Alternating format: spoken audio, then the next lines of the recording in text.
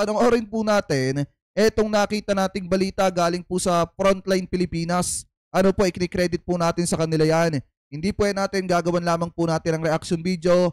I-play na po natin mga kababayan. Ano?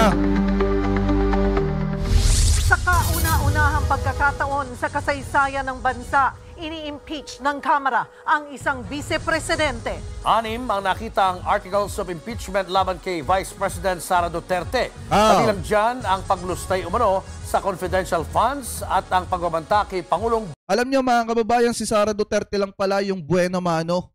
Ano po dito sa kasaysayan ng ating bansa na vice-presidente na kauna-unahang may impeach mga kababayan. Siya po yung buena mano. Ika nga, ano po, ipagpatuloy pa natin. Bongbong Marcos. Sobra-sobra nakuhang suporta sa mga mambabatas para patalsikin ng bise. Nanguna sa pagpirma sa impeachment ang presidential son na si Congressman Sandro Marcos. At live mula sa Batasang Pambansa, nasa frontline ng balitang yan, si Marian Enriquez. Marian, ano na ang update dyan? Cheryl, sa hinaba-haba nga ng hinintay sa impeachment din na uwi si Vice President Sara Duterte. At natunghayan nga natin yung makasaysayang pag-impeach sa kanya dahil siya yung kauna-unahang vice-presidente ng Pilipinas na in-impeach. Actually, 1/3 o 102 lamang na pirma ng mga kongresista yung kailangan, pero doble niyan o nasa 215 na mga mambabatas yung lumagda na ikina-impeach nga nito ni VP Sara. Kaya nga kung titingnan nyo mga kababayan, di ba, kahit 2 vice-presidente pa, yung ipa-impeach mga kababayan doon sa nakuhang pirma, kayang-kaya. Kasi nga, kung tutusin mga kababayan, ang kailangan lang po talaga 102 o 1/3 mga kababayan ng mga congressman dyan po sa Congress ang kinakailangan. Pero higit pa doon mga kababayan ang pirma na nakuha ng Kamara para maging sapat na para maipa-impeach etong si Sara Duterte. Kaya nga kung titingnan nyo mga kababayan, sobrang bilis ng proseso at sabi pa nga nung iba mga kongresista, katulad ni Congressman Busita mga kababayan, na biglaan yung pangyayari. Ibig sabihin, kung biglaan yan mga kababayan, hindi po yan pinagplanuhan. Ano po, talagang ano lang, kumbaga biglaan lumapag yung papel and then yung pagpapapirma mga kababayan at biglaan po lahat ng ito. Ano po, so ngayon ipagpatuloy pa natin. Madaling sabi, landslide ang boto.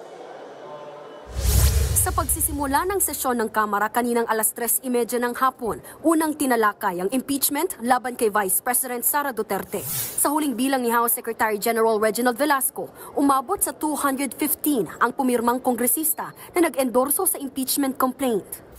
There is a motion to direct the Secretary General to immediately endorse to the Senate the impeachment complaint, having been filed by more than 1/3 of the membership of the House, or a total of 215 members. Is there any objection? The chair hears none. The motion is approved.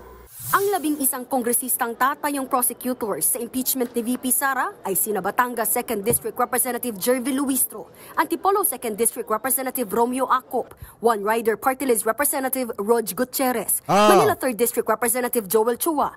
Kasama rin dito ang iba pang lider at mambabatas na sina Ako Bicol Party List Representative Jill Bongalon, General Santos, Representative Loreto Atcharon, Minority Leader Marcelino Libanan, Oriental Mindoro 1st District Representative Arnan Panaligan, San Juan Representative Isabel Maria Zamora, Iloilo 3rd District Representative Lawrence Defensor at Bukidnon 2nd District Representative Jonathan Keith Flores. Tiwala naman ang isa sa mga prosecutors sa impeachment trial na matibay ang ebidensya nila para mapatalsik si VP Sara. Pakinig ba yan ni Paulo Duterte mga kababayan? Kasi sabi ni Paulo Duterte wala daw basihan yung impeachment kay Vice President Sara Duterte. Pero kung titingnan po natin, talagang mismong yung mga mambabatas na ang nagsasabi na matibay yung ebidensya laban po dito kay Vice President Sara Duterte na makakapagpa-impeach po sa kanya. Isipin nyo na lang mga kababayan ha, sa tingin nyo, paano kaya boboto, pipirma yung iba mga kongresista kung walang basihan yung impeachment?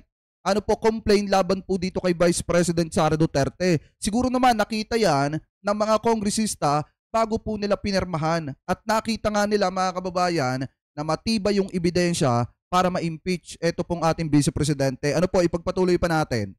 Matatag ang ebidensya. And, Yan, oh. Ang ebidensya mismo nanggaling sa respondent o sa kinasuhan. These are very grave and serious offenses. Sabi dito ni Romulo Agari, Sir Jake, totoo po ba yung kay ex-President Digong na guilty siya sa kaso niya sa ICC? Convicted na ba siya? Hindi ko pa po nababasa. May article na dumating niya sa akin, pero hindi ko pa po nababasa, mga kababayan. Siguro baka bukas pag-aralan natin yan. Ano po, ipagpatuloy pa po natin. Against not only the President, but it's a violation of the Constitution. So ilalatag po yan ng prosecution team, and I'm confident that we have a strong case for impeachment. Bago pa man talakayin sa plenaryo, nanguna raw sa pagpirma sa impeachment ang anak mismo ni Pangulong Bongbong Marcos na si House Senior Deputy Majority Leader Sandro Marcos.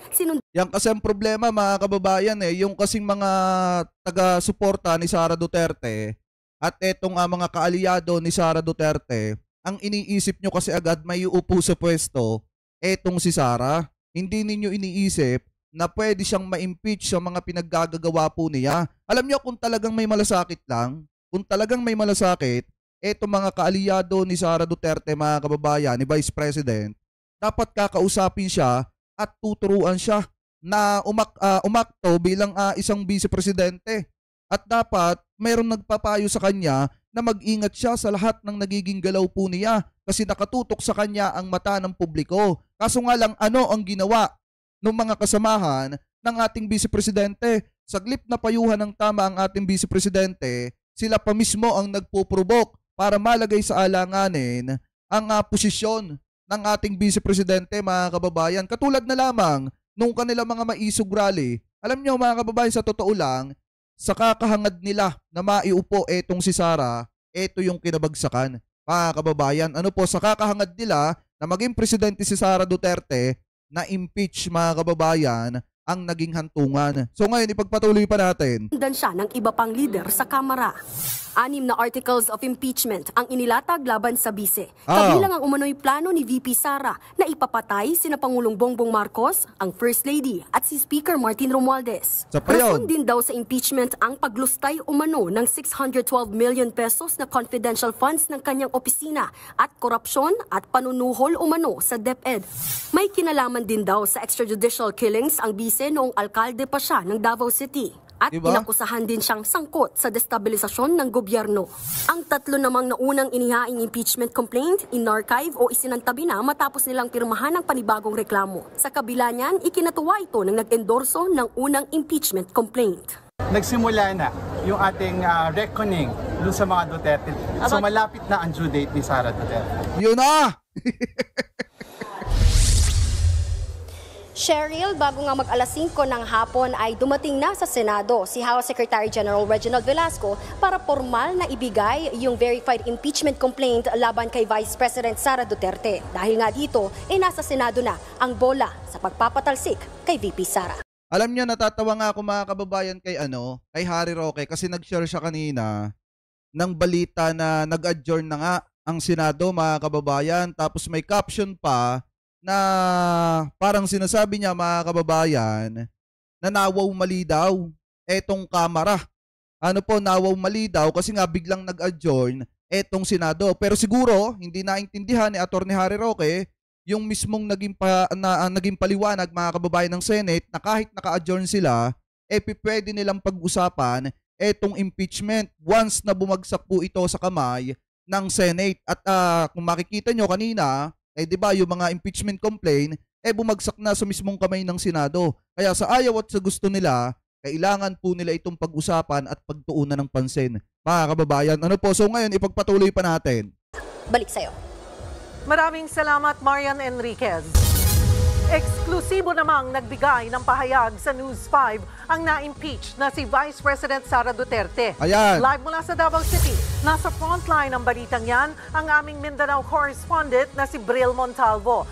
Bril, anong reaksyon ni VP Sara matapos siyang i-impeach ng Kamara? Pakinggan nyo,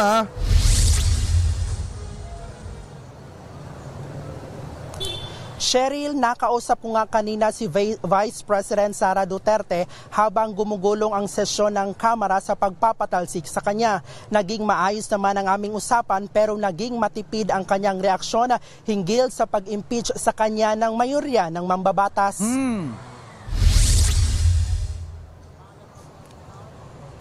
Sa eksklusibo kong panayam kay Vice President Sara Duterte, gusto raw muna niyang mabasa ang official statement ng House of Representatives kaugnay ng kanyang impeachment bago maglabas ng pahayag. Mahirap mag-react kung hindi natin nababasa kung ano yung official statement nila. Baka masobrahan o magkulang yung reaction. So kailangan natin antayin. Kita nyo, pansinin nyo mga kababayan, ngayon medyo maingat na ang ating Vice Presidente sa pagbibitaw ng kanyang mga salita. Pero noon mga kababayan, last year, di ba nung tinanong siya ng mga vlogger niya na mga provoking question, nakapagbitaw siya ng mga salita na hindi kaaya-aya na naging dahilan mga kababayan para mahanapan siya ng butas at ma-question siya ng sambayan ng Pilipino. Alam niyo kung tutuusin mga kababayan, yung mga vlogger din kasi na sumusuporta kay Vice President Sara Duterte ang mismong nagpapahamak sa kanya.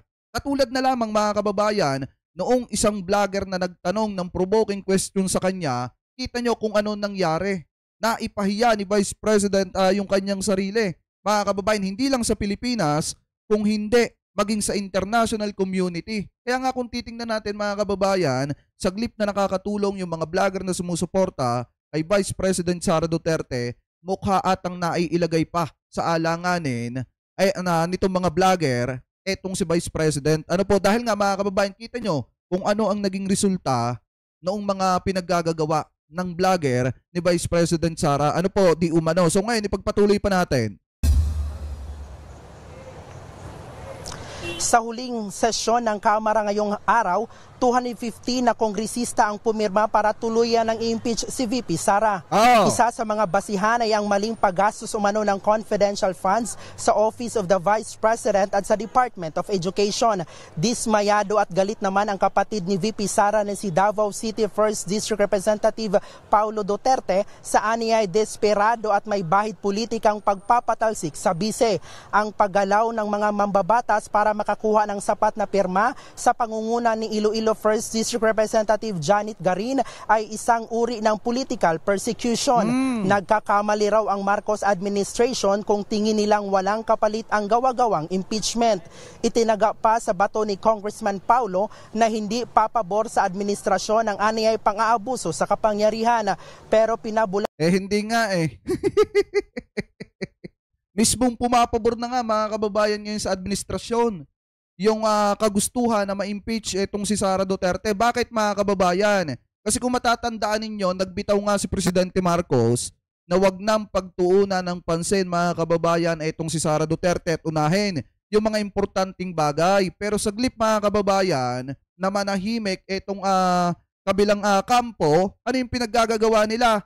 Ginamit pa nila mga kababayan yung salita ni PBBM para mismo tirahin etong si Presidente Marcos at nagsagawa pa sila mga kababayan ng kung ano-ano mga propaganda para lamang pumasira ang presidente. At dahil po dyan mga kababayan, kung matatandaan ninyo, bigla ding nagbago yung pananaw ni PBBM at mismong sinabi ni PBBM mga kababayan na hindi pa napapanahon ngayon. Ibig sabihin, hindi niya tinututulan yung impeachment, ba't hindi pa daw napapanahon ngayon? Ano po, so ngayon, kung titingnan nyo mga kababayan, siguro naman, since umuusad na etong impeachment, baka tatrabahuin na ng Senado kahit naka-adjourn po sila.